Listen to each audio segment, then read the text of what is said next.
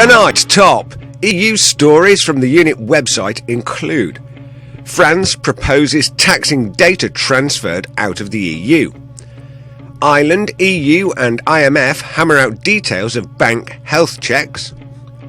European Union unveils forests strategy. Bulgaria asks the EU for help with influx of Syrian refugees. Plus, Lithuania asks EU for early Euro adoption approval. I'm Rick Timmis, and this is the Unit Nightly News.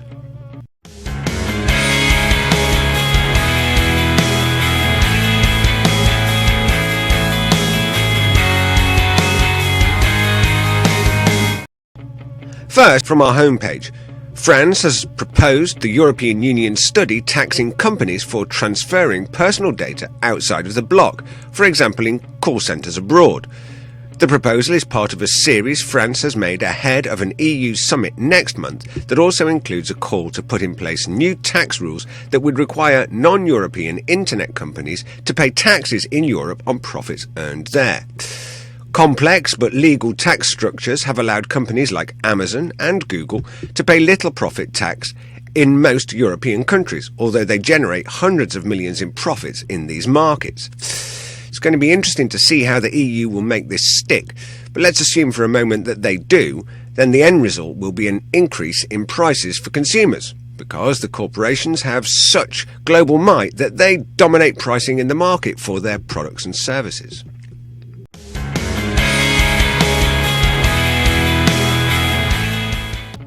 The Irish authorities, the EU and the IMF have completed 2 days of Dublin meetings aimed at agreeing a blueprint that will make the country's upcoming bank health checks as close as possible to a planned EU-wide version in 2014. Officials at the EU and IMF both confirmed that their representatives have been in Dublin this week for talks on the design of these tests. A spokesman for the European Central Bank, the third element of the so-called Troika, declined to comment. The design of the tests will be crucial for Ireland as the country seeks to exit its 2010 bailout in December, a prospect that could be jeopardised if its banks were found to need significant further support. So here goes, folks. As I predicted back in May, I believe that as this bank audit goes through, Ireland will be found to have significant unaccounted debt obligations, and it will require further bailout monies, or alternatively, some of its major financial institutions will simply go belly up. Watch this space.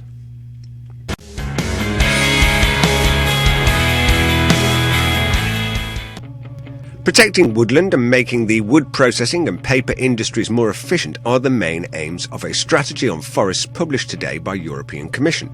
But campaign groups have criticised the plan for not setting hard targets.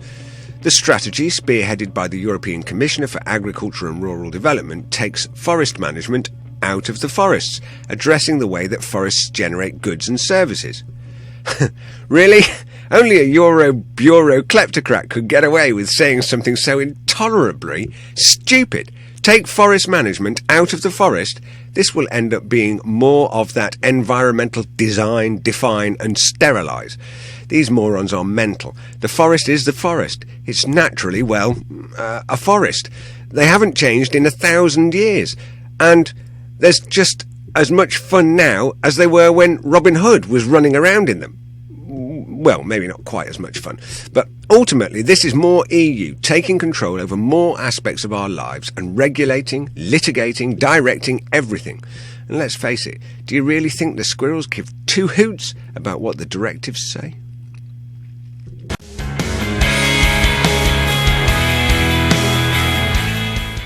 Bulgaria needs EU aid as its capacity to take in more refugees from Syria's civil war is nearing breaking point, the EU's country's interior minister said on Thursday.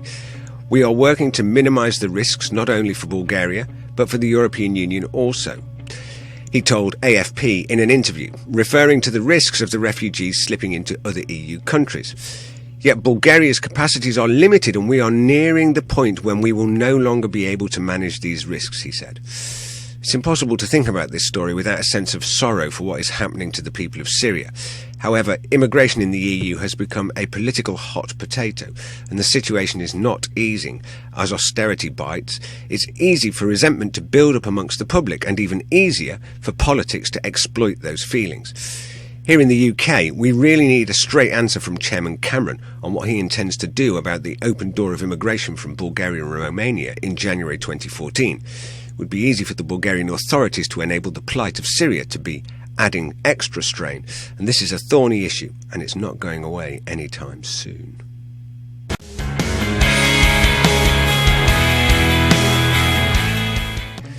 Lithuania is asking the European Union to speed up approval for its adoption of the euro in January 2015 to avoid complicating the process when the European Parliament breaks for elections next April.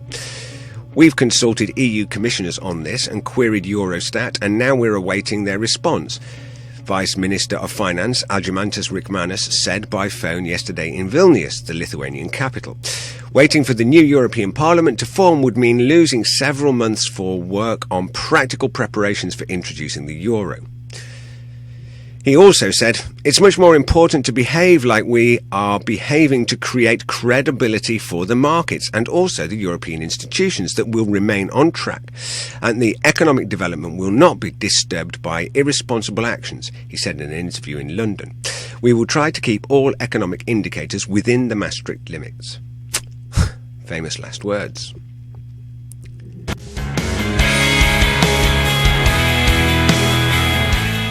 Today in our video library, as the economies of the Eurozone and the US plunge into the fiscal abyss, what are the state of the coffers here in Old Blighty? The Money Week publication has begun tolling the bells of doom for the UK economy, with debt obligations of $900 billion and apparently no viable way to even fully cover the interest payments on the debt.